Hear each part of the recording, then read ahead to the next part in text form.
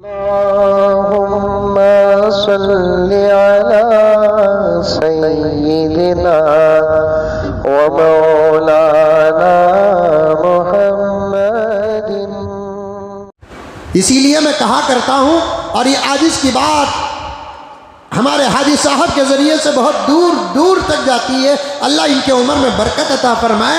मैं तो हिंदुस्तान भर फिरता हूँ, बाहर ममालिक से भी फ़ोन आते हैं, मौलाना बहुत अच्छा निज़ाम है आपका। मैंने कहा मेरा नहीं, जनाब अब्दुल वाहिद का निज़ाम है। मैं बात पहुँचाना चाहता हूँ कि तफसीर से उम्मत दूर है, इसीलिए इन बातों से दूर है। तफसीरी मजलिस से मुनक़िद हो, हदीस की मजलिस से मुनक़िद हो, फ़िक़्ह की मजलिस से मुनक़िद हो।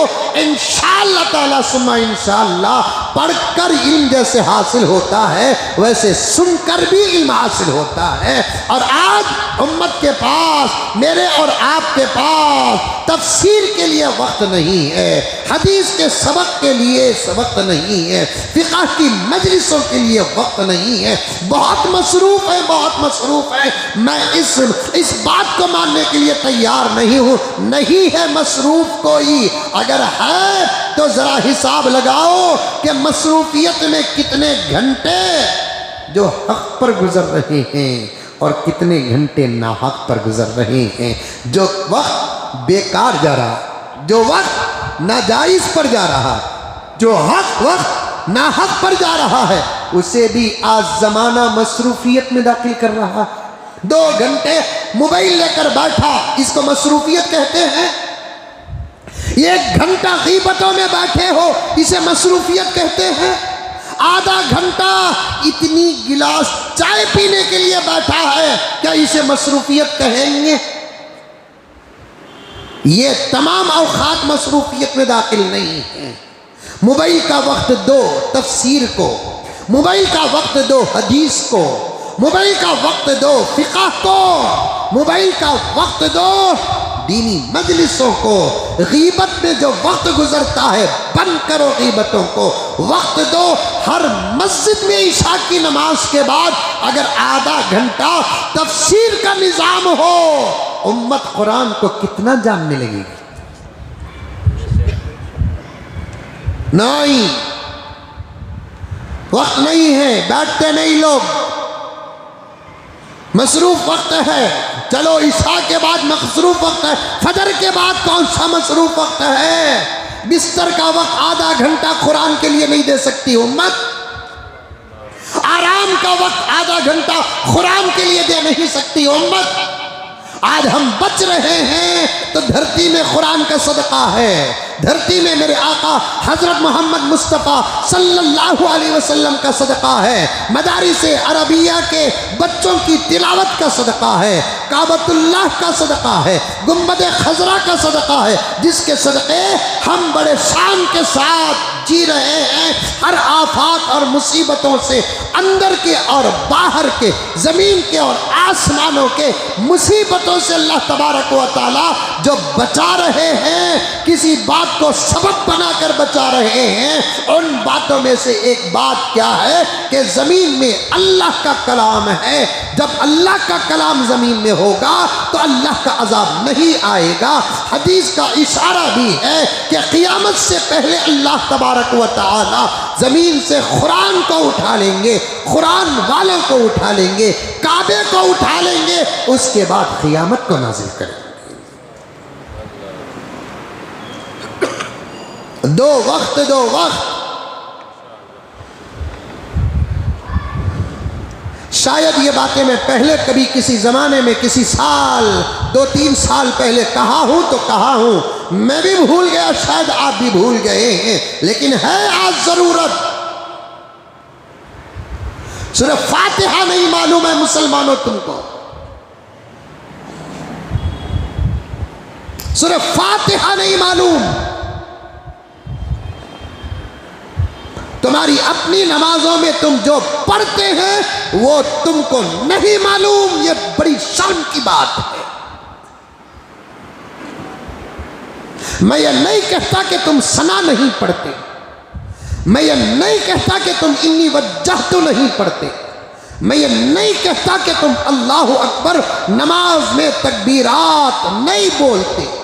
मैं ये नहीं कहता कि तुम अकेले अगर नमाज पढ़ते हो सूरह फातिहा नहीं पढ़ते, जम सूरा नहीं पढ़ते, अत्तहियात नहीं पढ़ते, दुरूद नहीं पढ़ते, दुआए मासूरा नहीं पढ़ते, मैं नहीं कहता, मैं इल्ज़ाम नहीं लगाता, मुझे तुम्हारे ऊपर अच्छा गुमान है।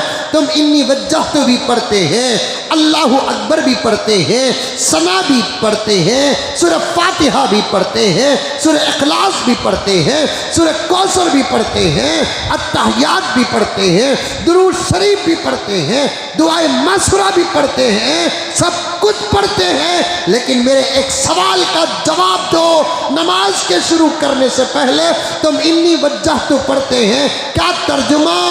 नमाज शुरू करने के बाद सना पढ़ते हैं, क्या तर्जुमा? नमाज में सूरह फातिहा पढ़ते हैं, तुमको फातिहा समझ में आ रहा है क्या?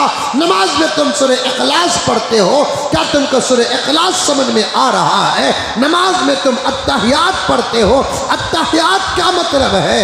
अत्तहियात का तर्जुमा क्या है? क्यों पढ़ा जाता है? दुरूद शरीफ पढ़ते हैं, प्यारे आका पर नमाज के अंदर ये गुलाम आशिक़ रसूल दुरूद पाक भेजता है, वो भी नमाज के अंदर रहकर भेजता है। बताओ, इतने लोग यहाँ बैठे हुए हैं, बाहर बहुत सारे लोग हैं, करोड़ों की तादाद में हुजूर की उम्मत मानने वाली है। मेरे सवाल का जवाब कितने परसेंटेज आएगा? अल्लाह आलम बिस्सवाब। आका के दुरूद का तर्जुमा कितनों को मालूम है? सल्लल्लाहु अलैहि वसल्लम का तर्जुमा क्या है? सल्ली व सल्लिम का तर्जुमा क्या है? अल्लाहुम्मा सल्ली अला मुहम्मद व अला आलि मुहम्मद कमा सल्लैता अला इब्राहीम व अला आलि इब्राहीम इन्नका हमीदुम मजीद का तर्जुमा क्या है? अल्लाहुम्मा इग़फिर ली व लिवालिदैया व लिल मुमिनीन वल मुमिनात वल मुस्लिमीन वल मुस्लिमात बिरहमतिका या अरहमर राहिमीन। आखिरी कायदे में आप पढ़ते हो या दूसरा और कोई दुआ पढ़ते हो, अल्लाहुम्मा इन्नी ज़लमतु नफ्सी ज़ुल्मन कसीरा इला आखिरी दुआ। मैं पूछूं तुम्हारा भाई बनकर, तुम्हारा दोस्त बनकर, ये फिक्रमंद साथी बनकर मैं आपसे पूछना चाहता हूं, इतने सवालात के कितने जवाबात तुम्हारे पास? ऐसी खोखली नमाज क्या बदलेगी हमको? बेपरवाह नमाज, गाफिल नमाज हमको क्या बदलेगी? जुमे के जरिए से सुनने वाली माँ और बहनों को भी पूछना चाहता हूं, तुम भी तो यही है। सालन बनाए तो मालूम है इस सालन में मिर्ची क्यों डाला जाता है, अदरक लहसुन क्यों डाला जाता है, गरम मसाला क्यों डाला जाता है, और दूसरे लवाजिमात और मसाला जात क्यों डाले जाते हैं, सब मालूम है। लेकिन ये नहीं मालूम कि नमाज में ये क्यों पढ़ा जाता है, इसका मतलब क्या है, इसका मतलब क्या है, कहीं नहीं मालूम है। बैठो, हर मस्जिद में तफसीर का निज़ाम हो, और आज सुनने में आ रहा है हमारे दावत व तबलीग के कुछ साथियां जो दाई भी नहीं, साथी भी नहीं, वो बागी है, बागी। बराबर तफसीरों के मजलिसों को रोकता है। जब दावत के निज़ाम में बैठने का वक्त आता है, खुसूसी बात व उमूमी बात, बैठ तो जाता है। दूसरे या तीसरे दिन वही इशा के बाद उसी मस्जिद के अंदर 15 मिनट मौलाना इमाम साहब सनद याफ्ता बड़े मदरसे का फारिग, फ्री और मुफ्त अपने तरफ से अल्लाह को राज़ी करने के लिए, कुरान की खिदमत करने के लिए, तफसीर करने के लिए कुरान खोल कर बैठता है। कल दावत की मजलिस में बैठने वाला साथी आज तफसीर की मजलिस में नहीं बैठ रहा है। जिहालत है, जिहालत, जिहालत है, जिहालत। तफसीर ना हो तो कुरान समझ में नहीं आएगा। हुजूर सल्लल्लाहु अलैहि वसल्लम तफसीर करते थे कुरान की। कुरान में ये किस्सा वो है जो अरबी में नाजिल होकर, अरब में नाजिल होकर सहाबा को समझ में नहीं आता था, सहाबा को समझ में नहीं आता था। पैगंबर उन तमाम आयात का तर्जुमा भी करते और तर्जुमा करने के बाद सहाबा को सुनाते।